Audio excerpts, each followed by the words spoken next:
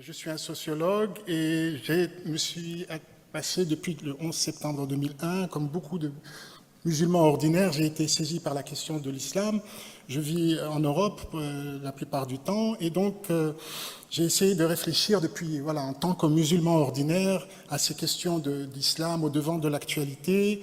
Et le projet qui est le mien, j'ai écrit un premier livre qui décrivait un peu ce qui se jouait au niveau de la jeunesse dans le monde arabo-musulman. C'était, disons, j'avais m'étais inspiré de mes travaux aussi d'observations participantes au Caire Mexique, mais dans d'autres terrains, en Algérie, au Liban, et Égypte. Et voilà, dans ma courbe de vie, l'idée était aussi de venir réfléchir sur la question de la pensée. Nous sommes dans un âge d'explosion des connaissances et je me suis attaché, voilà, pendant 10 ans à travailler sur la question de la rationalité en islam. Donc je défends un projet d'une refondation ou d'un renouveau de la rationalité en islam, suite à tout ce qui se passe depuis 20 ou 30 ans. Comme vous le savez, l'islam, depuis la fin de la guerre froide, est devenu une sorte de ennemi métaphysique de l'Occident et qui, donc j'ai été interpellé, je vous l'ai dit franchement, en tant que musulman, d'une part, il faut le dire, une sorte de haine de l'islam ou des musulmans, parce que, les musulmans sont, d'une manière ou d'une autre, ont été rendus collectivement responsables du terrorisme, de la violence, de quelques-uns, de minorités agissantes. Et d'un autre côté, je suis aussi interpellé par des manifestations extrémistes, violentes, martiales, de rejet, conservatrices, ce qu'on appelle fondamentalisme ou extrémisme religieux. Donc d'un côté l'islamophobie et d'un autre côté l'islamophobie, donc cette politisation extrême, cette marchandisation, etc.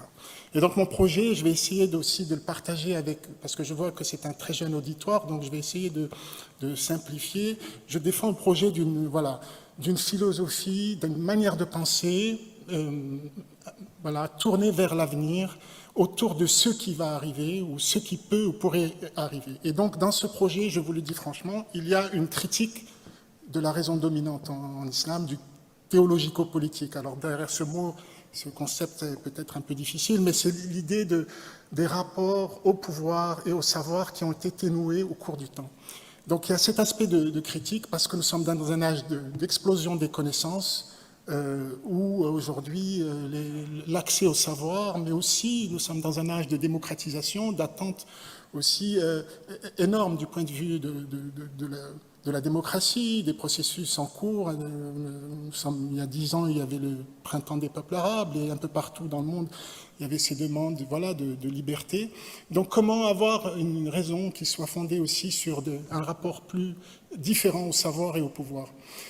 Et le concept que j'ai utilisé, donc c'est là où ça peut vous intéresser, c'est cette idée comme vous le savez, on dit beaucoup la quête de sens. Et pour moi, c'est plus un problème si on est en quête de sens en islam. Pour moi, le concept véritable, celui qui fait sens, c'est la quête de science, talab al-ilm. Vous connaissez tous les hadiths, chercher la science jusqu'en Chine. Donc pour moi, si vous voulez, face à une crise de la pensée islamique, je crois que ce n'est pas un secret de dire que l'islam a accédé au rang de civilisation très rapidement et a brillé sur le plan non seulement de la théologie, mais de la philosophie, des sciences expérimentales. La modernité, si vous voulez, est derrière nous depuis 1000 ans en arrière. Donc c'est ça l'enjeu. Et aujourd'hui, nous avons une pensée qui n'est plus en phase avec les transformations, les défis de la société d'aujourd'hui, du XXIe siècle. Donc je défends ce projet et donc, si vous voulez, là je vous montre en tant qu'étudiant, quand on fait, ça c'est mon poster de présentation de ma recherche, c'est à titre indicatif, c'est pour vous donner un résumé, je fais une évaluation de la situation, un peu d'une rationalité religieuse dominante, ces 3 traits majeurs, j'y reviendrai. Bon, je passe par un long processus, je ne vais pas le définir ici, mais et puis je vois venir, en tant qu'observateur, en tant que sociologue, je vois venir une rationalité religieuse nouvelle qui est basée sur un nouveau rapport à la complexité du monde. Je ne suis pas théoricien, donc je ne suis pas quelqu'un qui travail en chambre. Je suis quelqu'un qui fait du terrain. Je vous invite à visiter l'atelier de recherche Iqbal, donc qui existe en ligne et qui offre, si vous voulez, face aux défis de la méconnaissance de l'islam, par exemple en Europe, j'ai voulu créer un espace où on donnait à voir des travaux, une manière de réfléchir, des intelligences à propos de la question islamique de notre temps. Donc je vous renvoie à cet atelier de recherche où il y a beaucoup d'entretiens avec des chercheurs, là où j'ai voyagé un peu partout, en Afrique, au Moyen-Orient, au Maghreb, en Europe. Je me suis attaché à décrire, à faire le portrait de certains chercheurs ou de certains auteurs, des gens qui travaillent sur le Coran, des gens qui sont des responsables associatifs. Donc il y a un très riche matériau et nous avons mené avec mon partenaire et ami Hassan Razeli, professeur libanais, nous avons donc fondé cet atelier de recherche et nous avons organisé 2 colloques sur des questions critiques. Je vous ai dit critique du théologico-politique, c'est-à-dire que je suis en tant que sociologue un peu artificier de par mon métier, j'avance sur des terrains dangereux. Même le religieux, je vous en parlais, est un terrain radioactif. Donc il faut savoir, s'avancer. Donc nous avons traité d'une question sensible, la question de la sécularisation. Donc nous avons fait un premier colloque à Genève, religion État en islam, c'était en 2013. Au cours de ce colloque, je me suis rendu compte que j'avais totalement évacué une dimension qui me paraissait extrêmement importante. Il y avait juste une femme qui s'était exprimée en dernier, et j'avais trouvé que inconsciemment nous avions fait une très grave erreur, nous qui voulions penser de manière critique la question de la rationalité religieuse dominante. Et donc nous avons consacré un 2e colloque sur cette question aussi qui est importante et qui me paraît sensible, la question femmes, liberté et droit en islam. Nous avons réuni des femmes musulmanes pour l'essentiel qui travaillent de l'intérieur pour revoir, disons, une lecture ou une vision machiste. Ils remettent en cause une vision masculiniste de la religion, du rapport au texte. Donc c'est pour vous dire qu'il y a des travaux très concrets, tous ces colloques sont disponibles en ligne, vous pouvez vous en inspirer. Nous ambitionnons, alors ça c'est le grand projet, terminer ce cycle par une autre question, une approche du Coran. Qu'est-ce que nous savons du Coran à la lumière de nos connaissances actuelles, des approches scientifiques, en sciences sociales, etc., aux productions théologiques, et réunir les meilleurs chercheurs sur cette question en Europe et les meilleurs dans le monde islamique, et les réunir, ce qui n'a jamais été fait. Donc ça, c'est une grosse conférence et que ça va nous prendre un peu de temps pour la mettre en place. Mais c'est pour vous dire que, concrètement, on est tourné de manière empirique sur aborder des questions sensibles et les traiter de manière, rigoureuse. Je voudrais aussi, pour que vous dites comment se fait-il qu'un sociologue vienne se permettre de critiquer le théologico-politique, etc. Je vous ai parlé de tous ces travaux et de tous ces efforts. Je voudrais aussi signaler que j'ai conçu et dirigé une somme sur la radicalisation, le djihadisme au Sahel. Donc c'est très concret. Vous savez, il y a des grands professeurs qui écrivent des ouvrages sur Daesh, AQMI, Al-Qaïda, et qui n'ont jamais quitté leur bureau de Londres, Paris ou New York. Nous avons été au plus près des populations concernées par la violence extrême, des mouvements djihadistes, mené 800 entretiens dans 8 pays de la région. Vous voyez tous ces petits points rouges, c'est le côté scientifique, empirique. Nous sommes allés dans toutes ces régions, c'est-à-dire des endroits où il n'y a personne qui peut s'aventurer sans escorte. Même le CICR, qui est une des plus grandes instances, organisations internationales, ne se déplace pas sans escorte de forces de sécurité. Et nous avons déployé 100 chercheurs et enquêteurs, dont certains un peu plus âgés que vous, mais voilà, niveau master. Et ça a été pour moi la plus grande aventure intellectuelle. Ces travaux sont disponibles en français et en anglais sur le carnet de recherche. C'est pour vous dire que ce n'est pas de la théorie. Le fruit de ma réflexion vient et nourrit vraiment de manière sur des travaux empiriques. J'ai divisé dans le livre que j'ai fait paraître, si vous voulez, je me suis intéressé à approcher la question du point de vue du rapport, cette notion de haqq, structure un peu le travail de mon livre. C'est-à-dire que je me suis intéressé à décrire ce qui se passait à travers les différentes significations de ce mot haqq. Et donc la première partie de mon travail, c'est de décrire la réalité telle qu'elle est, Et ça, je n'ai pas je n'ai pas une proposition particulièrement avancée. Je crois que nous avons tous la capacité d'observer, de critiquer, d'aimer ou de désavouer des manifestations intéressantes, intelligentes ou violentes de l'islam contemporain. Et donc cette première partie, c'est la réalité, et j'appelle ça la quête de sens, parce que pour moi, ce que je regrette, et particulièrement depuis le 11 septembre, c'est que la question de l'islam n'est plus devenue une question véritablement religieuse dans le sens d'un rapport personnel, individuel, au sacré, au divin, mais que c'est presque devenu une question identitaire. C'est comme une nationalité, en fait. Et c'est ce que je décris par quête de sens. C'est que les gens disent, je suis dirigé vers l'islam, je suis en quête de sens. Mais du point de vue psychanalytique, la quête de sens traduit une perte de sens, une perte d'identité. Et donc, il y a dans cette réalité que je décris, voilà, il y a le meilleur et le pire. Hein. Donc, au premier plan de l'actualité, nous avons ou des affaires intérieures de l'État jusqu'aux relations internationales. L'islam est au devant de la scène depuis plus de 30 ans. Rappelez-vous les guerres américaines punitives en Irak et dans d'autres régions, la terreur sidérante dans l'Al-Qaïda de Daesh, le cancer de la rente des pétromonarchies, des énergies fossiles. Ces énergies fossiles, et vous êtes sensible à cette question, qui sont responsables aujourd'hui du collapse, de la catastrophe bioclimatique, donc que toute l'humanité va subir d'une manière ou d'une autre, et que nous ressentons déjà. Et donc, ce que j'ai vu, je voulais évoquer, depuis la fin de la guerre froide, l'islam a une fonction un peu idéologique d'épouvantail, c'est un antagonisme structurant pour l'Occident. Et moi, je constate que voilà, la réalité, c'est que de l'extérieur comme de l'intérieur, l'islam est déformé, diffamé, violenté, et surtout pour moi, en tant que sociologue, qui m'intéresse et qui fasciné par la pensée, mal pensée justement. Il y a une pauvreté conceptuelle. J'ai évoqué la question de l'islamophobie, mais aussi la question de l'islamophobie, des extrémistes. Comment garder raison? Donc vous comprendrez que penser, voilà, une philosophie de l'Iqbal, je vais l'expliquer ce que c'est ce qui est en jeu, c'est revoir radicalement les rapports à la société, à l'économique, au temps du monde, à la science et à la connaissance. Je ne touche pas. Je veux préciser que mon rapport, mon constat critique du théologico-politique ne touche pas la dimension la relation à Dieu, la croyance, ou même les rites, etc.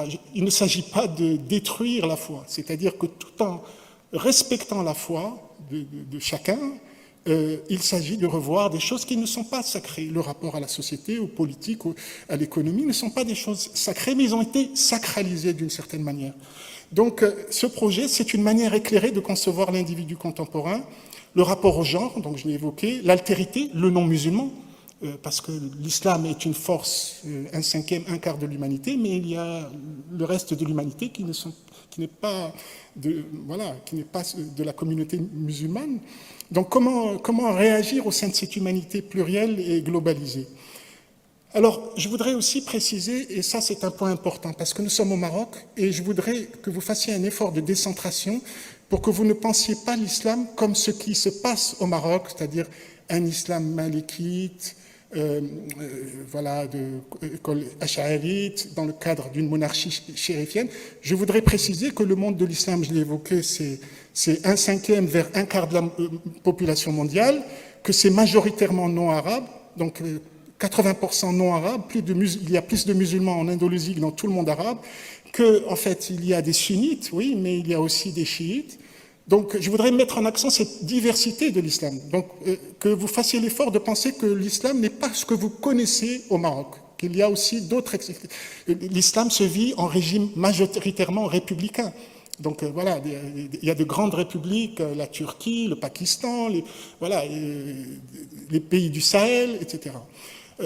Préciser aussi qu'il y a différentes écoles de jurisprudence. Évidemment, moi, ces précisions, je les présente à un public européen, mais je pense que c'est important de le mentionner aussi à un public marocain pour qu'il qu'il imagine qu'il y a d'autres expressions que celles prévalant au Maroc et depuis des siècles. Donc voilà, diversité des écoles, il y a aussi diverses expressions, le soufisme, évidemment, l'islam politique. Alors, la question de l'islam et la sécularisation. Qu'est-ce que c'est que la sécularisation? C'est un processus universel qui tend à distinguer le spirituel du temporel.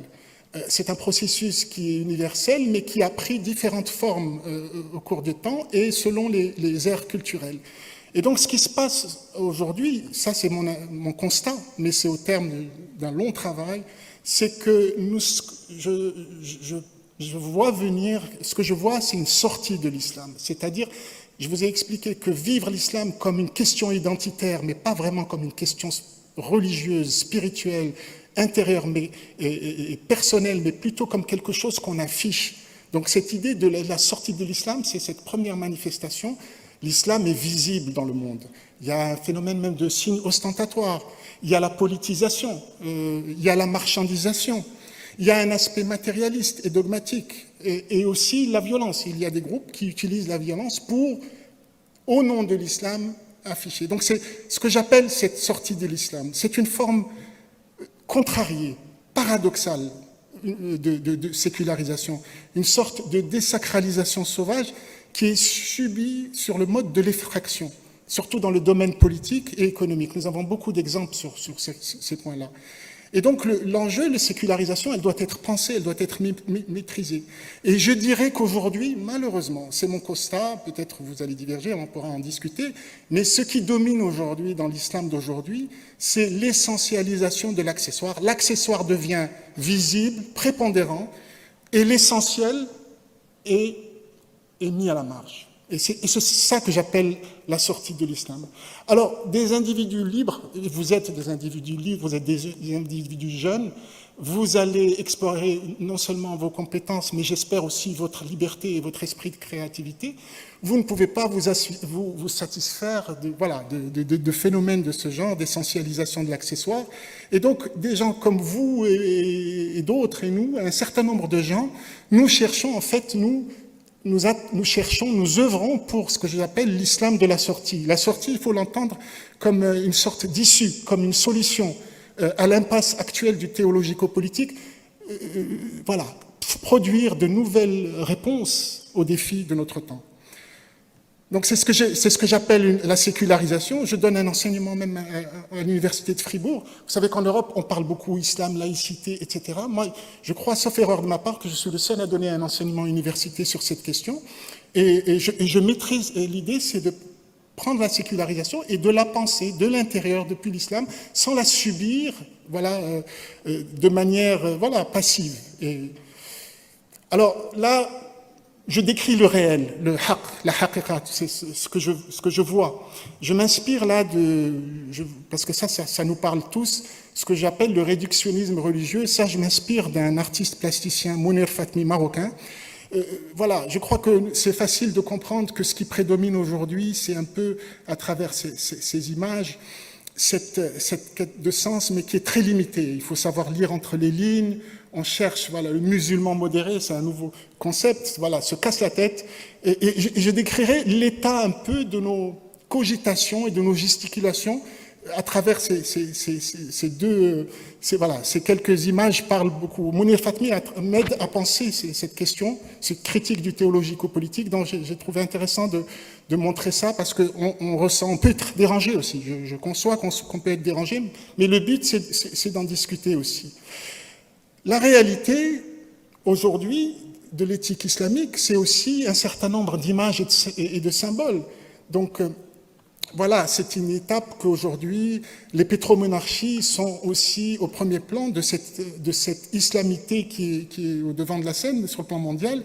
Et donc, on est dans une étape existentialiste de consommation à outrance. Le rapport à l'économie, c'est pas le travail. C'est pas ce que Max Weber disait, le rapport au travail, mais c'est la rente.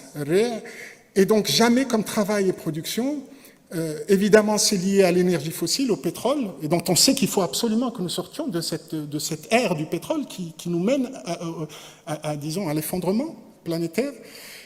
Et donc, j'ai cité par exemple ces canettes de soda, de boissons sucrées, parce que vous vous rappelez souvent que les musulmans se montrent très très craintifs pour tout ce qui touche à des symboles qui pourraient être profanés par un usage, pas très conscient. Mais regardez comme les musulmans sont fiers de mettre le nom du lieu le plus simple sur de la boisson gazeuse américaine. Ça ne pose aucun problème. Et là, il n'y a pas de choc, etc.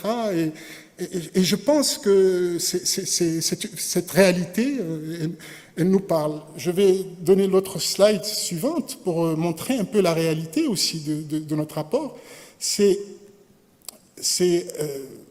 Je voudrais qu'on fasse une petite méditation sur cette image. Ceci est la Mecque, c'est le lieu sacré pour 1,6 milliard d'individus. C'est le lieu de pèlerinage. Regardez ce qui s'est construit autour de ce lieu sacré des musulmans. Comment on a pu en arriver là? Donc là, c'est ça que je disais, cette désacralisation sauvage. Ce lieu, on a détruit des patrimoines historiques, des maisons qui appartenaient à la famille du prophète, des lieux qui faisaient sens pour les musulmans. Et qu'est-ce qu'on a mis à la place? Regardez, quand on est à la Mecque, regardez ce qu'on a au niveau symbolique au-dessus de soi. Donc c'est ça la réalité qui est la nôtre et qu'il falloir affronter. C'est-à-dire qu'il faut penser cela. Face à ça, comment réagir à toutes ces manifestations? Alors j'ai forcé un peu le trait, évidemment il y a des choses beaucoup plus intéressantes, il n'y a pas que ces aspects-là, mais disons, ça justifierait ma critique du théologico-politique et ma défense d'un changement de paradigme et de structure mythique. Changement de paradigme, c'est un concept qui est très courant dans l'histoire des sciences, vous allez probablement l'aborder. La science a cette capacité de connaître des bouleversements ou des révolutions et de revoir radicalement ses propres présupposés pour rebondir à partir de nouvelles théories, de nouveaux concepts. Et en fait, aujourd'hui, depuis plus d'un siècle, il y a eu des bouleversements conceptuels dans le domaine des sciences, et moi je m'inspire pour ce qui est du religieux en islam, pour adopter un changement de paradigme. C'est-à-dire que pendant des siècles, la science a été classique. C'était la science newtonienne, la science... Isaac Newton, son déterminisme, Charles Darwin, son évolution, Adam Spence et la main cachée, etc. Depuis plus d'un siècle, avec la révolution de la physique quantique, mais aussi dans les mathématiques, l'invention de l'informatique, l'explosion des logiques du vivant, etc., nous avons de nouveaux concepts. Aujourd'hui, la science n'est plus simplement on a quitté le champ classique et on est vers des approches du complexe, les sciences de l'incertitude, de l'incomplétude, de la turbulence, de l'écart à l'équilibre, l'auto-organisation. Voilà des nouveaux concepts en sciences qui triomphent actuellement. Et en fait, je voudrais défendre, si vous voulez, l'adoption d'une nouvelle structure. Et c'est là où je vais avancer mon projet de l'Iqbal. Dans ce que j'observe, je pense que les musulmans, au cours de ces siècles, sont, sous l'influence d'une structure mythique et mystique que j'appelle le salaf. Et ne voyez aucune critique derrière ça.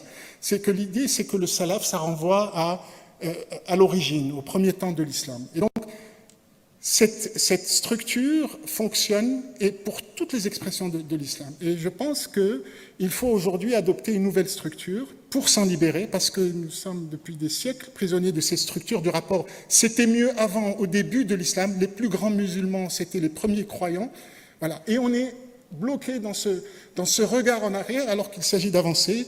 Et donc moi je dévance cette idée vers le futur, et c'est pour ça que je choisis cette notion d'Iqbal que je vais expliciter, mais disons que c'est une pensée possibiliste et qui est tournée vers l'avenir.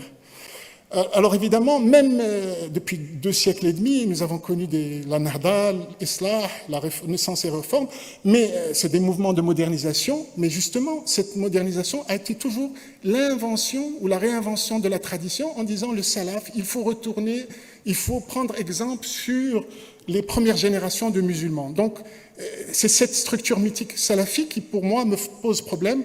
Je parle d'un organon salafi. Qu'est-ce que c'est qu'un organon? C'est un outil théorique et méthodologique servant de guide pour la réflexion philosophique. Et malheureusement, toutes les expressions, tous les courants de l'islam y ont recours. C'est-à-dire qu'ils retournent à ce passé. Ils sont prisonniers d'un passé qui est mythifié, reconstruit, Et que c'est aussi une attitude typique de des temps modernes. Aujourd'hui aussi, les gens nous disent c'était mieux avant. C'est-à-dire face à l'anxiété métaphysique que crée l'incertitude ou le devenir, les gens préfèrent se réfugier sur un passé sur lequel ils fantasment le plus souvent.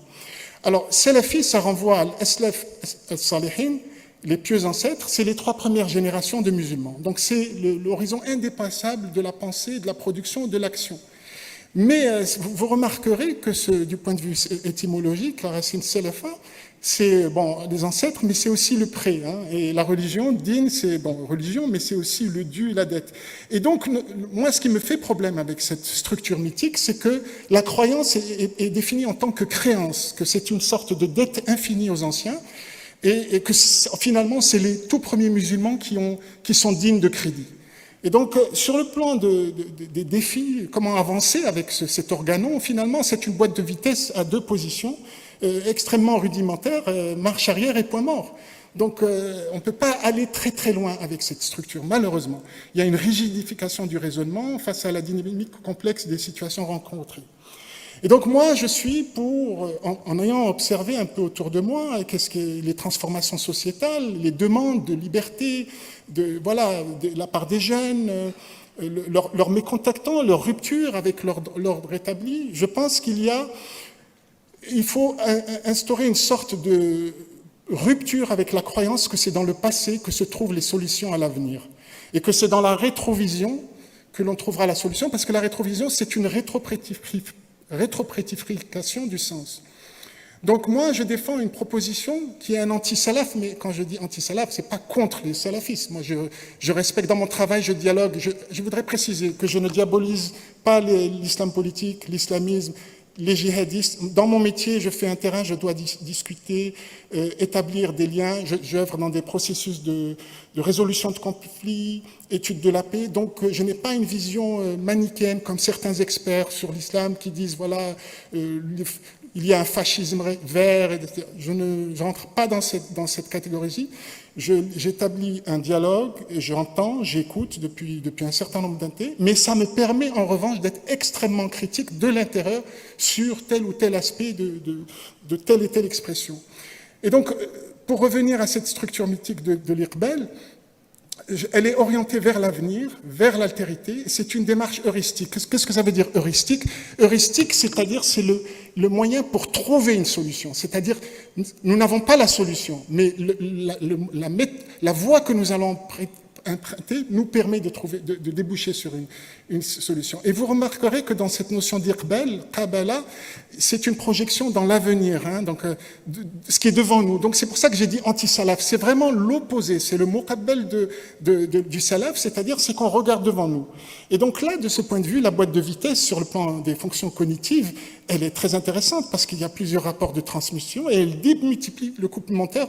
Donc pour quelqu'un qui pense, qui maîtrise des concepts ou qui développe une sorte d'ingénierie du sens, on peut obtenir un régime optimal de puissance dans l'acte de pensée puisqu'on est aussi en phase avec les transformations que l'on voit au sein de nos sociétés, partout, y compris bien évidemment dans le monde musulman. Je voudrais aussi valider cette notion d'Iqbal à travers sa signification, disons la nappe et le faisceau sémantique. Sémantique, c'est tout ce qui a rapport à la signification. Donc, la notion d'Iqbal, elle fait référence à un nom, un grand philosophe, Mohammed Iqbal, philosophe indien du siècle dernier, et aussi un mot dont la portée est indicative, enrichi par ce faisceau sémantique. Donc, le philosophe indien Mohammed Iqbal, c'est considéré comme le père spirituel du Pakistan, mais il est mort 10 ans avant la création du Pakistan, c'est pour ça que je le considère comme un philosophe indien, et il a écrit un livre, petit livre, qui est une base de conférences en anglais, Reconstruire la pensée religieuse en islam. Et en fait, ce simple ouvrage l'a consacré immédiatement comme le plus important philosophe de l'islam du XXe siècle. Et en fait, mon projet, c'est exactement, il s'est trouvé que je l'ai lu en cours de mes recherches, et c'est exactement ce projet, parce que lui, il voulait réconcilier la philosophie de l'islam avec la philosophie des sciences et les autres savoirs de son temps. La notion d'Iqbal renvoie donc, regardez les significations, c'est assentiment, adhésion, participation, approche, prospérité, fortune, y compris en langue ourdou, etc. Regardez aussi les dérivés sémantiques de ces mots, le qaboul, l'acceptation, la rencontre, l'opposé, l'accueil, le futur, et bien évidemment, la direction de la prière, qibla. Et évidemment, même le mot tribu vient de cette racine. Il y a un point que je trouve magnifique, c'est que même la sage-femme, la qabla, dérive de ce mot, de cette racine qabla. Et qu'est-ce que c'est la qabla? Qu'est-ce que c'est que la sage-femme? Ça, c'est un point très intéressant. C'est celle qui fait accoucher la société de demain. Et ça, c'est quelque chose qui parle au philosophe Socrate, la maïeutique. Lui-même se disait sage-femme, fils d'une sage-femme. C'est-à-dire, lui, il prétendait que le savoir, on le fait accoucher. Voilà, donc il y a dans cette dimension, je l'affirme, je le défends, dans mon projet de nouvelle rationalité, une volonté de féminiser la rationalité en islam. Je pourrais m'en expliquer. Et donc, voilà, donc si vous prenez cette simple racine Kabbalah, j'oublie que aussi dans le judaïsme, la Kabbale vient de ce mot, Kabbalah, de cette même racine sémitique. Et donc, c'est tout le déroulement du champ incoactif de l'islam, c'est-à-dire qu'on est parti de l'histoire d'une tribu, de sa logique de petit monde, et nous sommes arrivés très rapidement à une civilisation. Et aujourd'hui, l'enjeu, c'est une pensée de l'avenir, de l'autre, du prochain, des contraires et des opposés. La deuxième partie, donc là, je vous ai décrit un petit peu la réalité sur laquelle que j'ai observée, sur laquelle qui m'a fait réfléchir. C'est pour ça que je défends ce projet d'une pensée tournée vers l'avenir. Comment, du point de vue de l'ingénierie, parce que vous utilisez vous faites des travaux très techniques qui échappent dans vos propres disciplines. C'est bien développé dans mon livre. La deuxième partie de mon livre aborde une autre acception du terme al-haq, c'est-à-dire le vrai. Et là, nous quittons la réalité, ce que tout le monde peut observer et sur lequel on peut diverger, pour aborder, alors là, on n'est pas dans la quête de sens, mais on est dans la quête de science, donc ce concept véritablement islamique, talab al-ilm, et là, on aborde la question de la métaphysique, le vrai qui est au-delà des apparences et du physique. Et donc, dans mon projet, évidemment, je m'attarde longuement. Je m'appuie sur le travail aussi de Mohamed Iqbal. Je vous ai dit qu'à travers un simple livre, il a pu accéder vraiment à un très haut grand sur le plan de la philosophie de l'islam. Et il a croisé dès les années 1930 philosophie des sciences et philosophie de l'islam. Et il a compris dans l'essence de l'Occident ce qui pouvait être comparé avec l'essence de l'islamité. Et donc, il a saisi les bouleversements scientifiques et il a comparé avec les possibilités de rebond sur le plan de la pensée pour l'islam. Et c'est un projet extraordinaire. Et ce livre est très, très modeste, c'est des conférences. Donc, ce n'est même pas, disons, quelque chose qui est construit comme un livre, mais qui, du point de vue du contenu, est absolument remarquable. Alors, ce livre, pour moi, est le livre sur lequel c'est le travail que j'ai poursuivi 90 ans après. Mais je voudrais mentionner comment il commence son livre. Il montre qu'il dit le Coran est un livre qui met l'accent sur l'acte plutôt que sur l'idée. Et il dit il n'est que naturel d'exiger une forme scientifique de connaissance religieuse. Et à mon humble niveau et en toute modestie, c'est ce que j'ai fait 10 ans. Je me suis consacré 10 ans de ma vie pour proposer un essai d'une connaissance, d'une approche religieuse, scientifique du religieux aujourd'hui. Donc, remarquez, disons la perspicacité en 1930, il dit « J'ai essayé de satisfaire bien que partiellement à cette demande urgente en m'efforçant de reconstruire la philosophie religieuse musulmane et en tenant compte du monde des traditions philosophiques de l'islam et des progrès les plus récents dans les divers domaines de la connaissance humaine. Et le moment actuel est tout à fait favorable à une telle entreprise. » Et donc, c'est ce projet, si vous voulez, que je vous invite à embrasser. Disons, il y a un certain nombre d'auteurs, de chercheurs dans le monde musulman, dans le monde arabe, en Europe et ailleurs, en Afrique subsaharienne, qui travaillent sur ces questions, qui essayent justement de produire une nouvelle production scientifique sur la connaissance religieuse. alors évidemment, il aborde la biologie, la physique classique. Voilà, il dit la physique classique a appris à critiquer ses propres fondements.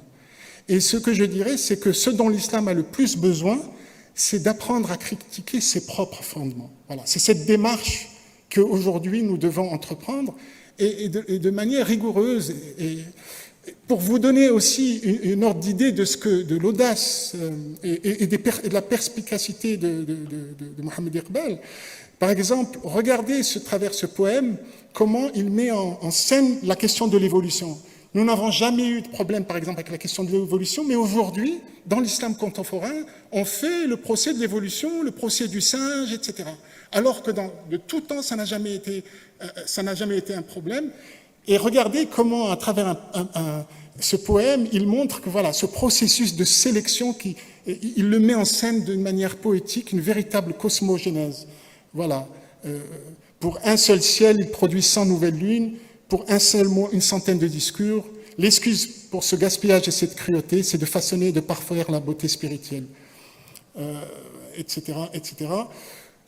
Donc voilà, alors il se base aussi sur la connaissance perceptuelle, et ça c'est un point très important, dans le sens que je ne vous invite pas simplement à utiliser des concepts et à travailler de manière théorique, j'ai dit qu'il faut que nous soyons empiriques. Rappelez-vous comment la préface de Mohamed Iqbal disait « Le Coran, c'est un livre qui met l'accent sur l'acte, pas sur l'idée ». Voilà. Et ce qu'il va, pour vous donner sa finesse d'analyse, il va analyser l'apport de la philosophie grecque. Il reconnaît que c'est une grande force culturelle de l'islam, mais pour lui, il se permet de critiquer en disant l'apport grec a obscurci la conception du Coran, parce qu'il montre que Socrate, par exemple, est toujours concentré sur la pellicule de sens anthropocentrique, donc autour de l'homme, et il dit, alors Mohamed Iqbal, il dit, combien est différent l'esprit du Coran qui voit dans l'humble abeille un réceptacle de l'inspiration divine et s'adresse constamment au lecteur pour lui faire remarquer le mouvement perpétuel des vents, l'alternance de nuit et du jour, le nuage, le ciel étoilé, les planètes naviguant dans l'espace infini.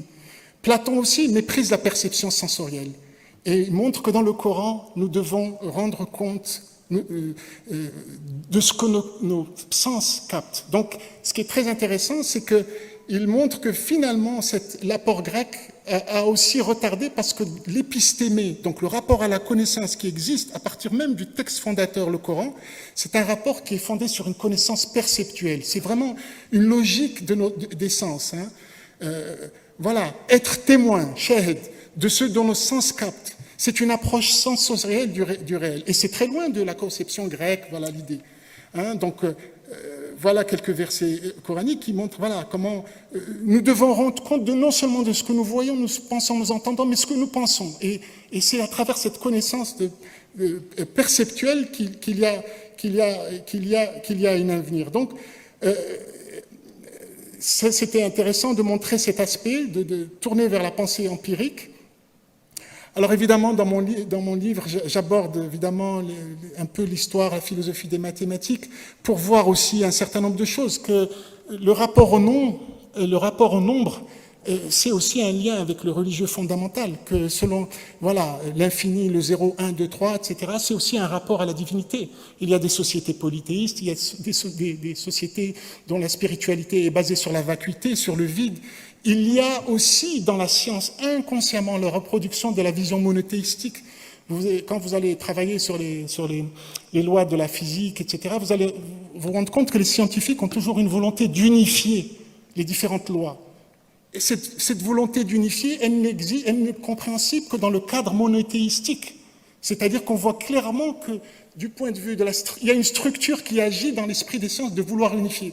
Parce que d'un point de vue, vous avez aussi, j'avais travaillé avec André Linde, un astrophysicien, qui propose un univers infini et éternel, et de ce point de vue-là, il se ressource, ou il va trouver, disons, des résonances philosophiques, par exemple dans l'hindouisme. Donc c'est pour vous dire qu'entre les nombres et les rapports aux religieux, il y a des liens invisibles mais profonds. Donc évidemment, j'aborde tout ça.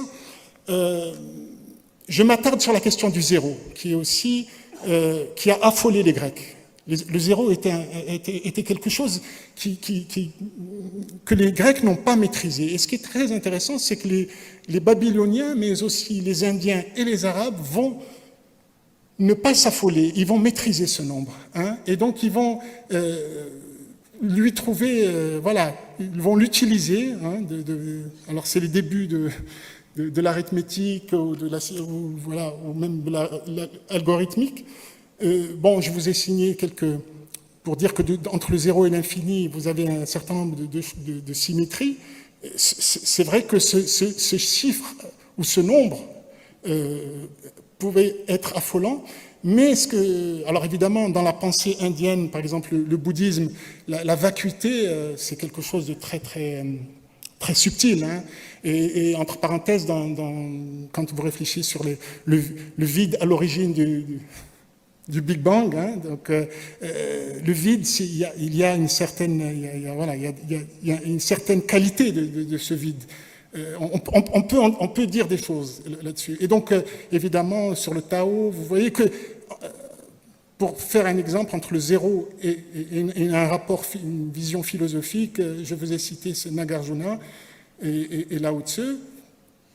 Moi, ce qui m'intéresse dans cette valeur symbolique zéro et vide réceptacle, c'est que aujourd'hui, on pourrait dire aussi que la quête de sens, la perte de sens, le vide de sens, soyons lucides, à travers la production de ce qui se produit en majorité, voilà, il y a une manière de contourner ce problème et nous cherchons à exprimer ce vide dans la pensée symbolique de l'islam contemporain. Rappelez-vous, si vous doutez ou vous n'êtes en divergence avec moi, je vous demande de méditer sur l'image de la Mecque pour que vous compreniez ce que j'appelle le vide de sens. Je vous invite à voir ce qu'est la Mecque aujourd'hui, ce qu'on en a fait, pour comprendre ce que j'essaye de dire par perte de sens. Et donc, je pense que l'opération de maîtrise du vide est quelque chose qui s'est déroulé dans l'histoire des mathématiques. Elle a à voir avec l'histoire de la pensée indo-arabe des mathématiques, et plutôt qu'avec la conception, disons, métaphysique des Grecs. Et donc là, on arrive peut-être à des domaines sur lesquels vous excellez. Donc, rappelez-vous la question le x, cette variable algébrique qu'en sciences sociales, on pourrait désigner par un signifiant flottant. Et donc, à l'origine de l'algèbre, voilà, le Khwarizmi, donc Khwarizmi, c'est l'algorithme, c'est le mot le plus sophistiqué que nous avons aujourd'hui pour décrire une pensée qui est en train de transformer le monde. Elle dérive de Khwarizmi, 9e siècle, et qui, lui, a introduit, généralisé les nombres indo-arabes. Voilà, donc cette notion de chose, qui est l'ancêtre de l'inconnu X, je trouve très intéressant que nous avons une mise en avant d'un signifiant flottant.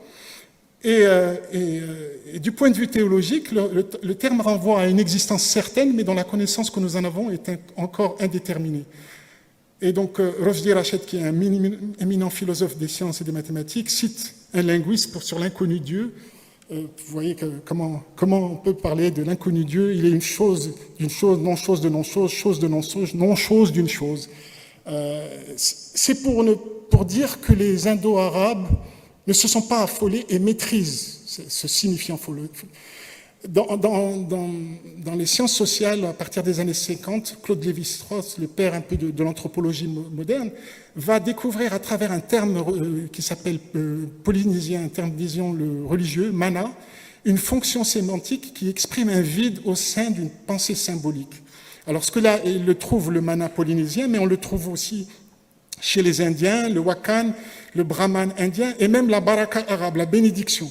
Donc, en tant que sociologue, disons, sociologue et anthropologue, il a déterminé que cette principale fonction de cette notion comme le mana ou la baraka, ou bien, c'est se charger de n'importe quel contenu symbolique de manière à exploiter le potentiel sémantique que leur confère une valeur symbolique zéro.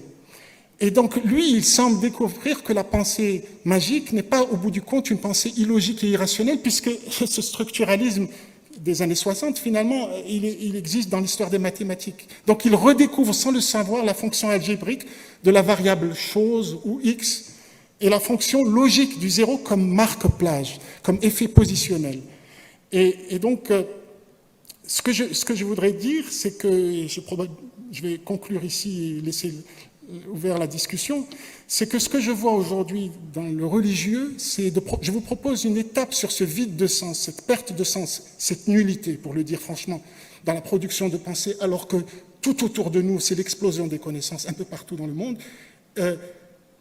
Il y a une étape supplémentaire de raisonnement qui consiste à dire que la fonction du religieux, ce serait comme un vide réceptacle constructif qui peut signifier tout et son contraire selon sa valeur symbolique zéro, et qui a donc un aspect totipotent.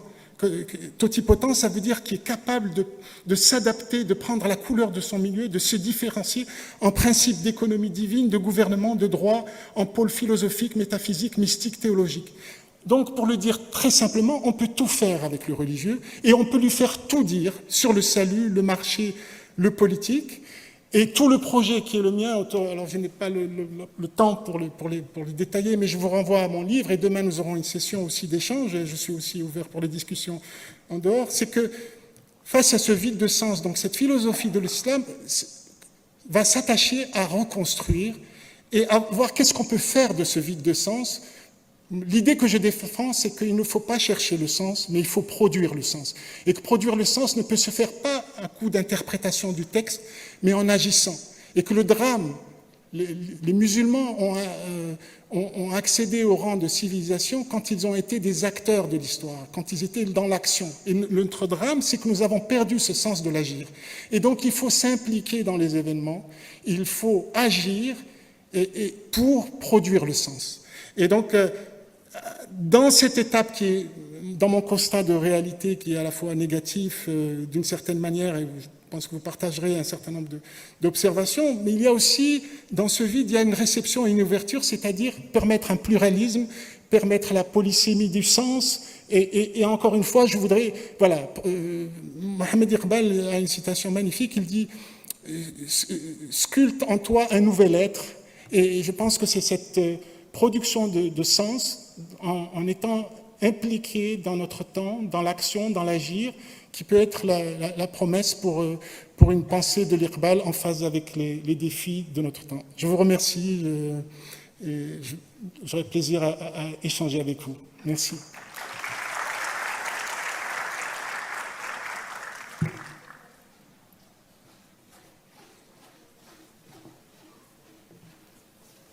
Merci Reda, merci à tout le monde. Alors, dans je crois la première ligne de son livre, Reda Ben Keren parle de Bergson qui explique qu'il lui faut 10 ans pour écrire un livre.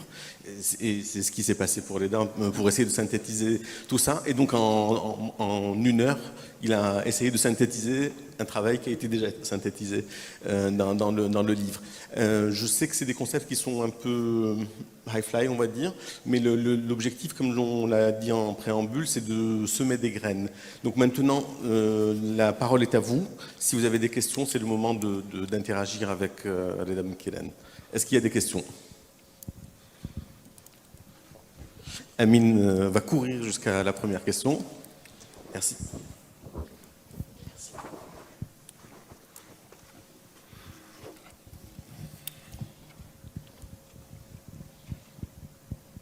Merci de vous présenter, d'essayer de faire des questions qui soient succinctes, si c'est possible, pour qu'on puisse donner la parole au maximum de personnes.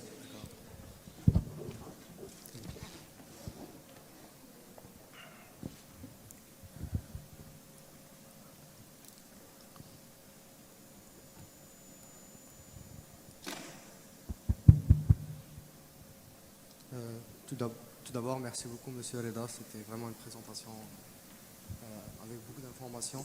Je vous entends pas. Maintenant ? Oui. Merci beaucoup, Monsieur Reda. C'était une présentation riche d'informations. Merci beaucoup. Je m'appelle Lamrali Jamal Abdahman, un étudiant ici, 3e année à l'Institut Marshall. Ma question, c'est si on suit votre proposition de anti-salaf et on ouvre la porte à critiquer les salaf salihides, ceci n'ouvre pas la porte à critiquer même les bases de l'islam, comme le Coran et la Sunna, surtout que ces deux sont transmis par le salaf salihin. Je réponds dessus on va peut-être prendre deux ou trois autres questions s'il y en a, comme ça on va essayer de les regrouper. Est-ce qu'il y a d'autres questions ? Oui. Il y en a deux. Bonjour tout le monde, je suis Sarah Kaderi, étudiante en deuxième année cycle de formation d'architecte. Monsieur Reda, vous avez dit tout à l'heure qu'on doit adapter une approche qui est plus ou moins contre-salafique. Pour moi, ma question c'est, presque dans tous les domaines, on se base sur le passé pour reconstruire l'avenir. Pourquoi, à votre avis, ceci n'est pas valable pour l'islam?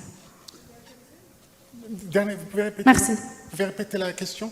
Juste les dernières phrases. D'accord. Presque dans tous les domaines, on se base sur le passé pour reconstruire l'avenir. Pourquoi, à votre avis, ceci n'est pas valable pour l'islam?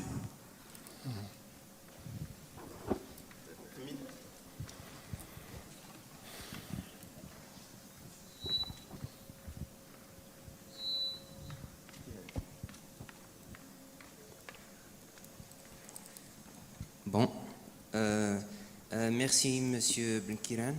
Je m'appelle Atrahi Mouad, je suis en deuxième année master en sciences des données.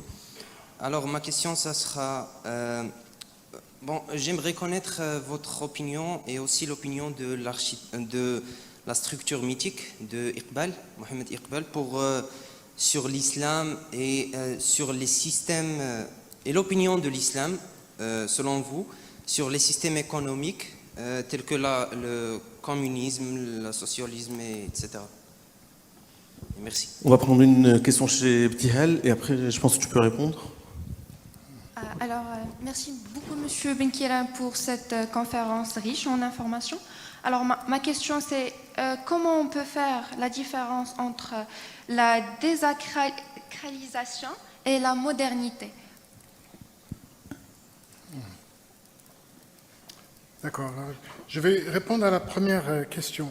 Je crois, je voudrais lever un malentendu. Je ne critique pas je ne fais pas une critique du salafi. Et, je dis anti-salaf, vraiment de manière au niveau des références. Parce que, si vous voulez, moi, je suis dans une approche critique, mais qui ne focalise pas. Cette structure salafi, pour moi, se retrouve dans tous les expressions de l'islam. C'est-à-dire que même dans le soufisme, pour vous dire, je pense qu'elle est prisonnière de ce thème. Je détaille ceci dans mon livre, les caractéristiques, les trois caractéristiques de la raison religieuse. Mais ce n'est pas une critique pour démonter le courant. La voie salafi n'est pas, disons, bien qu'elle s'affirme comme défense de l'islamité, etc. Moi, je vous ai dit, je ne touche pas au domaine sacré, au domaine de la croyance ou de la foi, mais par contre, je ne m'interdis pas d'avoir un regard critique sur les rapports à l'économie, au pouvoir, à la société. La critique du salafi, alors je vais vous dire une chose. Il faut que vous sachiez qu'en Europe et aux États-Unis, il y a des programmes scientifiques de tout premier plan autour de l'étude de l'islam et du Coran. Et que ce qu'ils sont en train d'entreprendre de manière scientifique avec des Occidentaux, c'est une déconstruction de l'islam totale. Alors, ils se sont attaqués au hadith. Donc, ils ont fait une entreprise scientifique de déconstruction. Donc, ils arrivent jusqu'aux origines. Ils se sont attaqués à la sira. Et ils sont en train de s'attaquer au Coran. En tant que musulmans, je vous le dis solennellement, si nous, face à cette entreprise scientifique de démolition et de déconstruction, c'est-à-dire, pour vous dire concrètement, que sous le Coran, il y a de l'araméen, et sous la prédication, c'est la vision du judaïsme, etc. Donc, il y a des thèses historico-sceptiques. Alors moi, je me dégage radicalement de toute cette entreprise. C'est pour ça que la voie que nous avons choisi un certain nombre de gens. Moi, j'ai travaillé avec 2 personnes, mais pour vous situer un petit peu le niveau, j'ai travaillé avec un ingénieur civil syrien qui s'appelle Mohamed Shahro, qui lui propose une lecture du Coran du XXIe siècle. Il est décédé il y a 2 ans. En Europe, le théologien musulman francophone le majeur s'appelle Dr El-Ajami, c'est un converti à l'islam qui est en train de produire une somme exégétique, une traduction du Coran qui propose une méthode littérale d'interprétation. Donc, face à cette entreprise scientifique de démolition, si les musulmans ne pensent pas ce rapport aux origines, et s'il ne replonge pas, il ne propose pas de nouvelles lectures, des lectures qui ne datent pas de 7-8 siècles. Et ma critique concerne toutes les expressions de l'islam. Pourquoi il n'y aurait pas un renouveau de production théologique ou de soufisme? Pourquoi toujours on revient aux anciens? Pourquoi il n'y aurait pas une lecture mystique nouvelle? Pourquoi, si on se base toujours sur le passé, ça veut dire que l'islam ne peut pas avancer, on veut le muséifier. Donc, comprenez bien ce que je veux dire par reconstruire. C'est un travail critique, mais c'est un travail qui cherche justement à critiquer les propres fondements et à proposer de nouvelles réponses. Parce que je vous dis, en face, il y a des entreprises académiques avec d'énormes moyens, le programme Coranica en Allemagne, vous n'avez qu'à regarder pour vous comprendre. Et ils mettent en avant toutes sortes de techniques, archéologie, épigraphie, etc. Donc les musulmans doivent penser ces questions. Et ils doivent proposer des réponses adaptées. Une lecture qui ne date pas du 7e siècle. Voilà. Et il n'y a rien de désacralisé derrière ça. Par rapport à la question de l'islam, pourquoi l'islam ne peut pas... Il faut toujours passer par le passé. Je crois déjà avoir répondu en partie à votre question, dans le sens que pour moi, je me refuse de croire que tout s'est joué et qu'il faut rester, il faut revenir à 7, 8 ou 10 siècles en arrière. Moi, je prétends que une religion peut évoluer, qu'il y a de nouvelles productions de savoir, il y a de nouveaux sens, de nouvelles interprétations, et c'est ça, cette activité de la pensée, nourrie de ce que nous savons. Du temps du prophète, il y avait 20 personnes qui savaient lire et écrire. Alors un imam était un savant au milieu de cette assemblée. Aujourd'hui, l'université produit des millions de savants, des gens qui parlent 3-4 langues, qui sont ingénieurs et qui ont des doctorats. L'homme de religion aujourd'hui, je m'excuse de le dire, est au plus bas de l'échelle de la société du savoir. Et donc, il faut, à la faveur de tout ce que nous savons, qu'est-ce que nous pouvons dire? Les anciens, avec leur accès, ont traduit, se sont intéressés à la pensée grecque, à la pensée indienne, et regardez ce qu'ils ont fait. Ils ont fait une civilisation. Et nous, avec les moyens dont on dispose, nous devons rester et revenir prisonniers d'un prisme qui date de plusieurs siècles. Voilà c'est pas tellement le passé qui me fait problème, c'est ce regard qui nous emprisonne, qui nous encamisole vers le passé que je voudrais détruire. Et il ne s'agit pas je veux dire, on peut avoir tout le respect, il ne s'agit pas c'est pas quelque chose de subversif. Même si, au premier abord, ça peut vous choquer. Je suis conscient qu'à 18, 19 ans, 20 ans, ou même plus âgé, ce que je peux vous dire peut choquer. Mais moi, je vous dis, je le fais avec, disons, rigueur, et que dans mon métier, je suis dans des situations dangereuses où la question de l'islamité, les gens risquent leur peau. Et je dialogue avec toutes les forces et je suis capable de comprendre le raisonnement et l'intelligibilité et la logique de chaque expression de l'islam, fut-il la plus aimable, la plus évanescente ou celle la plus révolutionnaire. Si je peux intervenir une seconde juste pour apporter un complément peut-être, Reda Ben Keren ne parle pas d'un rejet de la dimension historique de l'islam, mais il dit qu'il y a forcément une mise à jour qui tient compte de cet héritage, mais comme il a dit, à la lumière des connaissances dont nous disposons aujourd'hui. C'est pas du tout, il ne faut pas le prendre comme un rejet de ce qui a été fait. Par rapport à la question justement, je vous remercie aussi, vos questions sont très pertinentes toutes et précises et permettent d'éviter les malentendus. Donc je vous remercie pour ces remarques et je vous invite à faire des remarques tout autant critiques et même plus si vous le souhaitez. Dernière question aussi très importante, pourquoi cette désacralisation aujourd'hui n'aboutit pas à une modernité? Et c'est tout l'enjeu. Justement, nous sommes devenus importateurs. Nous prenons tout de l'extérieur et nous avons notre authenticité, notre crédibilité. Mais regardez, et nous prenons tout de la société de consommation, de la théologie du marché, le libre-échange, etc. Et c'est ça l'enjeu de la modernité. Et ce que j'ai fait en conceptualisation sur la notion de Iqbal, par exemple, cet effort de conceptualisation basé sur des observations empiriques sur le mouvement des peuples arabes il y a une dizaine d'années, dont les révolutions sociales, ce n'est pas fini, c'est quelque chose, j'ai appelé ça l'année-lumière des Arabes, pas pour dire qu'elle allait transformer, mais pour dire que les effets de ces mouvements, et un peu partout dans le monde, pas que dans le monde arabe, vont prendre plusieurs décennies pour déployer leurs conséquences, et que tout l'effort, c'est justement d'une modernité qui soit crédible, authentique. Et donc l'effort que je fais, de vous parler d'une philosophie de l'Iqbal. Bon, j'ai déployé 500 pages pour l'exposer. C'est l'effort d'une modernité de l'intérieur. Par rapport, je sors de là pour vous donner un exemple. Aujourd'hui, le monde vit une crise du sens majeur, une crise civilisationnelle avec la pandémie qui a révélé une série de crises de tous ordres. Donc il y a une perte de confiance généralisée, crise du politique, crise économique, crise des valeurs, et surtout il y a voilà, aujourd'hui maintenant se réunissent les gens sur la conférence sur le désordre climatique. C'est cette menace qui pèse sur l'humanité. Notre mode de vie nous mène à la catastrophe. L'économie libérale, le développement, la croissance économique, produire plus, tout cela nous conduit à une catastrophe, et il faut faire moins. Et voilà un effort de modernité. Je décrirai la situation aujourd'hui, qu'il nous faut faire un effort de géométrie restrictive. Nous devons faire mieux avec moins, de moins en moins. Donc certains pensent pour la décroissance. Et le concept qu'il nous faut, nous vivons une crise de civilisation. Et il nous faut un concept pour décrire ce qui est notre enjeu. Et je n'ai pas trouvé meilleur concept que le concept de Omran. Le concept d'Ibn Khaldoun, historien maghrébin du XIVe siècle, mais ce n'est pas pour revenir en arrière, pour dire que nous pouvons utiliser ce concept. Pourquoi? Parce que Amara, c'est quoi? C'est un rapport au temps et à l'espace. Nous sommes aujourd'hui en train de saturer l'espace et le temps, nous sommes à court d'espace et de temps, nous sommes à court de ressources naturelles, et il nous faut parler de civilisation civilisée. Ce n'est pas l'enjeu, nous devons faire mieux et moins.